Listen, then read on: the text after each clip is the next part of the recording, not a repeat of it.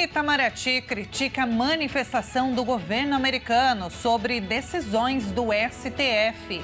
E você vai ver ainda. Supremo Tribunal Federal julga a partir desta sexta a decisão de Flávio Dino, que libera parte das emendas do Congresso.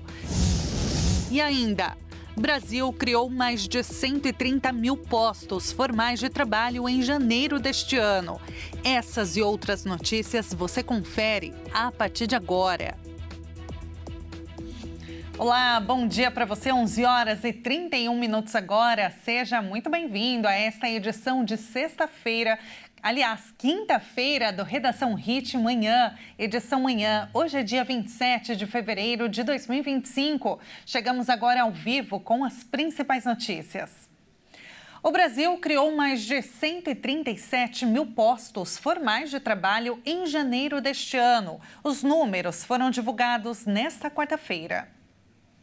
O Brasil criou 137.303 postos formais de trabalho em janeiro deste ano. O dado consta no novo Cadastro Geral de Empregados e Desempregados, o novo CAGED. O saldo de empregos seletistas decorre de 2.271.611 admissões e de 2.134.308 desligamentos. De acordo com o Ministério do Trabalho e Emprego, o total de seletistas ativos no país, em janeiro, era de 47.341.293 vínculos, resultado que representa variação positiva de 0,29% na comparação com o registrado em dezembro.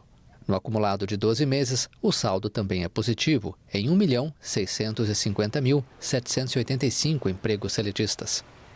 Ainda de acordo com os dados do CAGED, 4 dos 5 grandes grupos de atividades apresentaram saldo positivo de empregos seletistas em janeiro.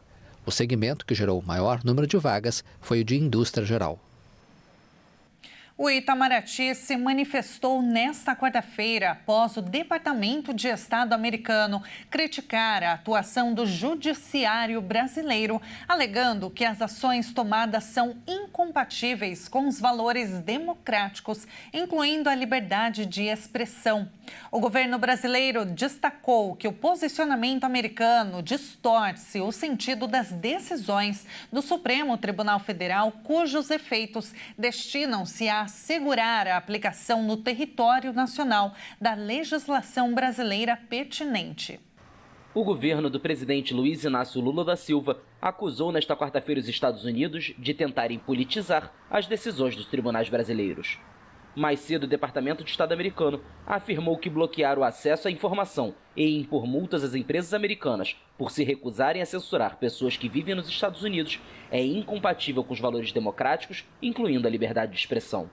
O Itamaraty respondeu em nota que recebeu com surpresa a manifestação a respeito de ação judicial movida por empresas privadas daquele país para eximirem-se do cumprimento de decisões da Suprema Corte Brasileira.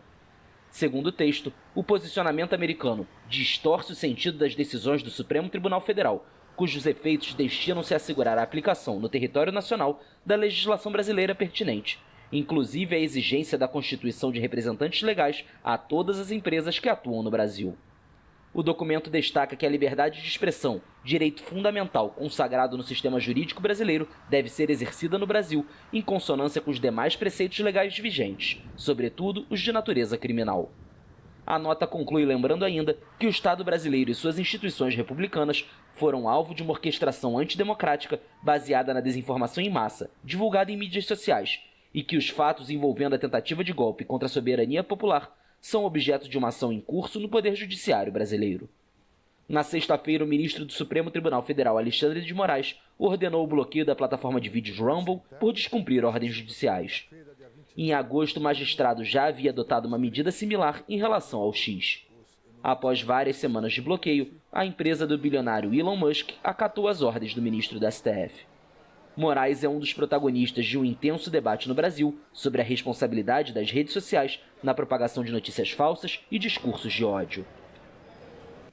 O ministro do Supremo Tribunal Federal, Flávio Dino, aprovou o plano de trabalho em que o Congresso se comprometeu a identificar os responsáveis pelas emendas e os beneficiários dos repasses. A decisão também libera o pagamento das emendas deste ano e dos anos anteriores que estavam suspensas por decisões da Corte. pelo plano de trabalho da Câmara e do Senado, reconhecido pela Corte Suprema. A partir do exercício financeiro deste ano, não será mais possível empenhar emendas sem a identificação de parlamentar, que fez a indicação e da entidade que vai receber os recursos. O compromisso do Congresso foi enviado ao ministro Flávio Dino, que é relator dos processos que tratam das medidas de transparência determinadas pela Corte para o pagamento das emendas. Pela decisão de Dino, não entram na liberação as emendas específicas para organizações não governamentais e entidades do terceiro setor, que foram alvo de auditoria da Controladoria Geral da União. Os recursos para a saúde, que não estão regularizados em contas bancárias específicas e emendas de bancada, as emendas de bancada e de comissão, que não foram validadas em atas das respectivas comissões e que estejam sem identificação do parlamentar. A liminar do ministro está valendo, mas vai precisar ser confirmada pelo plenário da Corte. A data do julgamento ainda será definida. Em agosto do ano passado, Dino determinou a suspensão das emendas e decidiu que os repasses devem seguir critérios de rastreabilidade. O ministro também determinou que a Controladoria Geral da União auditasse os repasses dos parlamentares. No mês passado, Flávio Dino suspendeu emendas parlamentares para ONGs devido à falta de transparência. A decisão do ministro Flávio Dino será julgada pelo STF a partir de amanhã, em plenário virtual. E veja a seguir: presidente Lula e governador de São Paulo, Tarcísio de Freitas, lançam neste momento edital de concessão do túnel Santos-Guarujá. E agora na sua tela, Recife, Pernambuco, 30 graus por lá. Nós voltamos em instantes.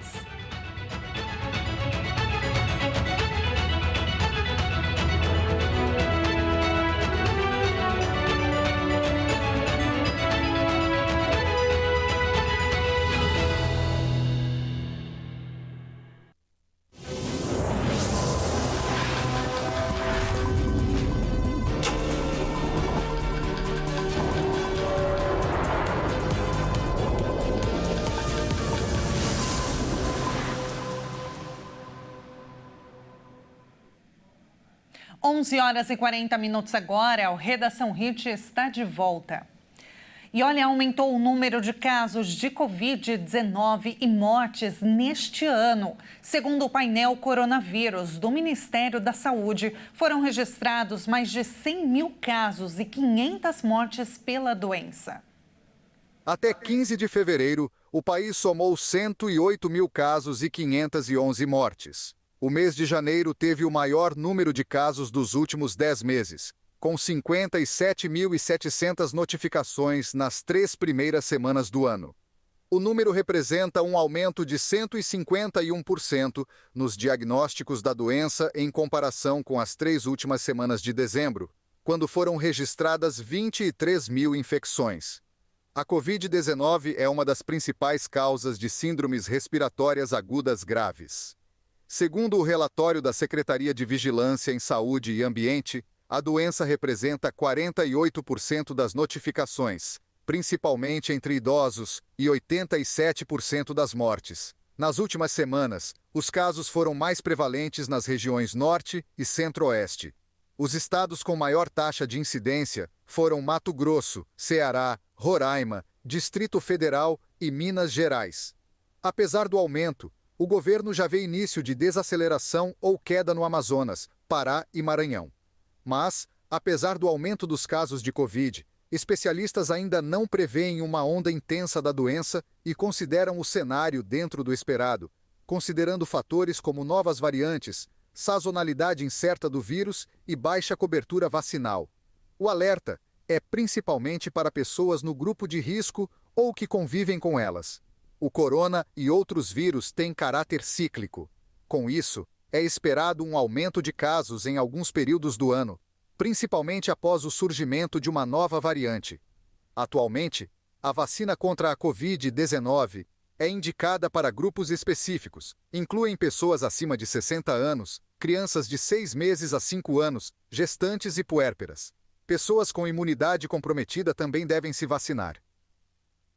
E ainda falando de saúde, pelo menos 2 pessoas morreram devido a um surto de sarampo no Texas, nos Estados Unidos. De acordo com o Departamento de Saúde do Estado americano, a primeira fatalidade relatada foi de um menor de idade. Até o momento, 130 pessoas foram infectadas desde o início do ano e 124 casos são em crianças. Pelo menos 2 pessoas morreram devido ao surto de sarampo no Texas. De acordo com o Departamento de Saúde do Estado americano, a primeira fatalidade relatada foi de um menor de idade. O menino em idade escolar, que não havia sido vacinado, foi hospitalizado na cidade de Lubbock na semana passada e testou positivo para sarampo. Mais de 130 pessoas foram infectadas no Texas desde o início do ano.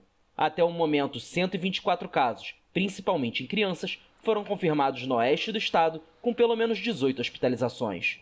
No vizinho Novo México, outros 9 casos foram relatados.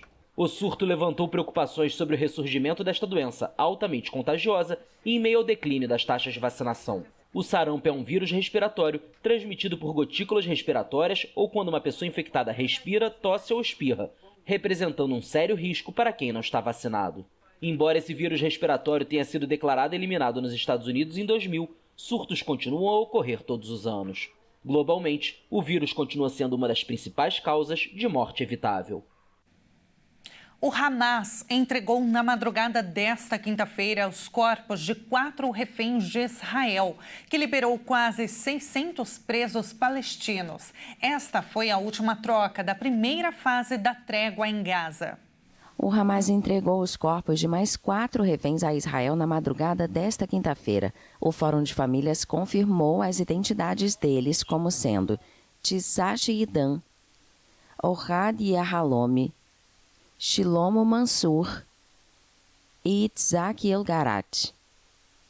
Em um comunicado, o movimento islamista anunciou a libertação de centenas de detentos que foram recebidos por milhares de pessoas na Cisjordânia e em Gaza. No sábado, o governo de Israel bloqueou a libertação dos mais de 600 palestinos, em protesto contra as cerimônias humilhantes organizadas pelo Hamas em cada troca de reféns, criticadas também pela ONU e a Cruz Vermelha. Esta é a última troca de reféns israelenses por presos palestinos, prevista dentro do acordo de trégua mediado por Catar, Egito e Estados Unidos, que entrou em vigor em 19 de janeiro. Em 6 semanas, 25 reféns e 8 cadáveres foram devolvidos a Israel, que libertou em troca quase 1.900 palestinos, presos em suas instalações. A primeira fase deste cessar-fogo termina no sábado e ainda não foram negociados os termos da segunda etapa, que deverá levar ao fim da guerra e concluir a libertação dos cerca de 60 reféns que permanecem em Gaza. O governo dos Estados Unidos anunciou o fim das concessões feitas ao petróleo venezuelano. A Venezuela qualificou como prejudicial e inexplicável o anúncio. O presidente dos Estados Unidos, Donald Trump, anunciou que reverterá as concessões feitas por seu antecessor, a Venezuela. O acordo de transição petrolífera está vinculado a condições eleitorais dentro da Venezuela, que não foram cumpridas pelo regime do presidente Nicolás Maduro, afirmou Trump em sua rede, Truth Social. Washington não reconhece a reeleição de Maduro para um terceiro mandato e apoia o exilado Edmundo Urrutia. Trump também acusa o governo do líder chavista de não aceitar migrantes venezuelanos em situação irregular no ritmo que haviam acordado. Em novembro de 2022, o governo do então presidente democrata Joe Biden aliviou algumas sanções petrolíferas que haviam sido impostas à Venezuela 3 anos antes, durante o primeiro mandato de Trump, em um esforço para apoiar as negociações entre Maduro e a oposição. Na época, o Departamento do Tesouro permitiu que a Chevron retomasse a produção de forma limitada na Venezuela. Biden reimpôs boa parte das sanções ao petróleo e ao gás venezuelano em abril do ano passado, após Maduro descumprir seus compromissos eleitorais, mas manteve licenças individuais para algumas petroleiras, a exemplo da Chevron. A Venezuela qualificou como prejudicial e inexplicável o anúncio do governo Trump. E E agora o assunto é política. A pesquisa Genial Quest, divulgada nesta quarta-feira com a avaliação do governo Lula, do PT, e projeções para as eleições de 2026 em 8 estados, traz alguns recados para a base governista e também para a oposição. O levantamento foi feito entre o dia 19 e 23 de fevereiro nos seguintes estados: Bahia, Goiás, Minas Gerais, Paraná, Pernambuco, Rio Grande do Sul, Rio de Janeiro e São Paulo. Juntos, eles representam 62% do eleitorado brasileiro. A aprovação do governo Lula caiu 19 pontos na Bahia, 16 em Pernambuco e 16 em Minas Gerais. Os 3 estados em que o petista venceu Jair Bolsonaro, do PL, no segundo turno da eleição de 2022.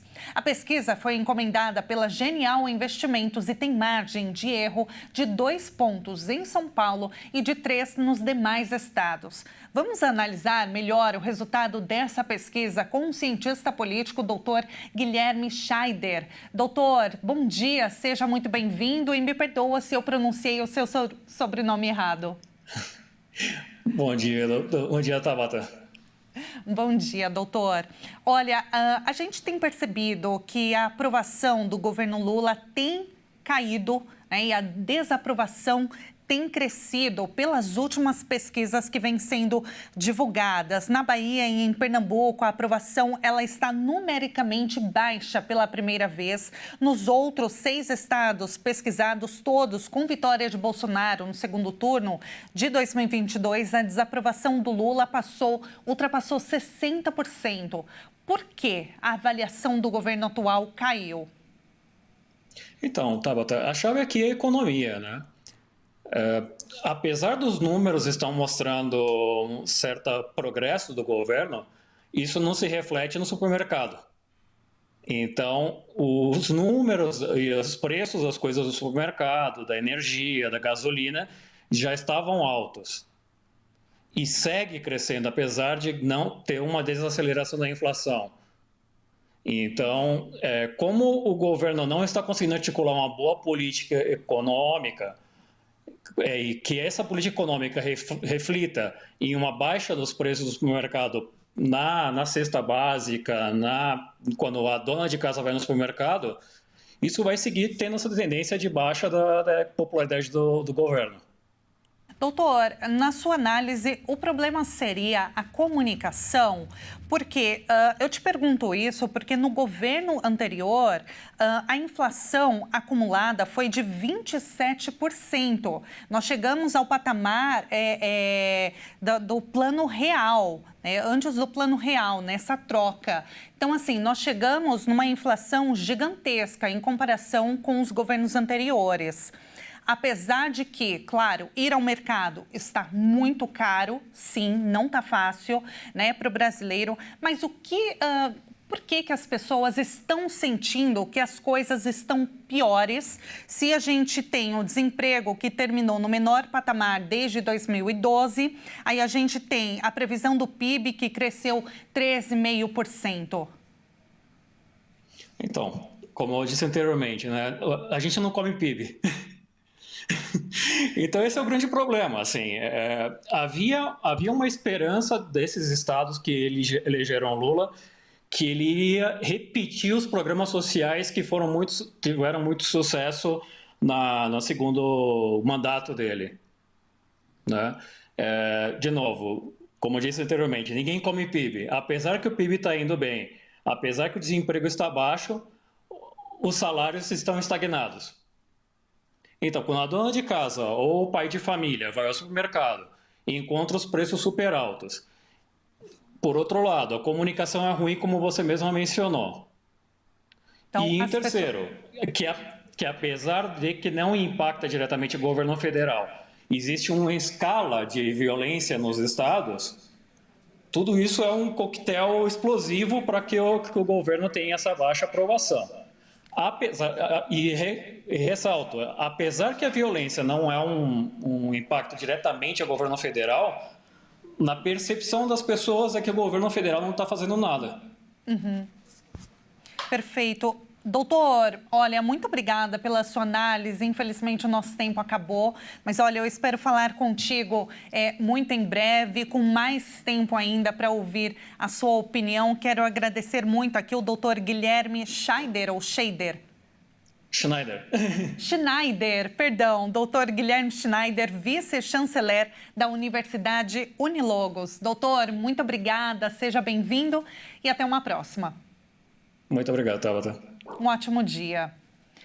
E olha, o presidente Lula e o governador de São Paulo, Tarcísio de Freitas, lançaram o edital de concessão do túnel Santos-Guarujá no Parque Valongo, em Santos. Com a obra, o tempo de trajeto entre as duas cidades pode cair de 1 hora para menos de 5 minutos. A obra será a primeira submersa do país, com 1,5 km de extensão, sendo 870 metros imersos. O projeto do túnel é uma parceria com o governo federal por meio do Ministério de Portos e Aeroportos. E esta edição fica por aqui. Muito obrigada pela sua companhia. Uma ótima quinta-feira para você e até amanhã.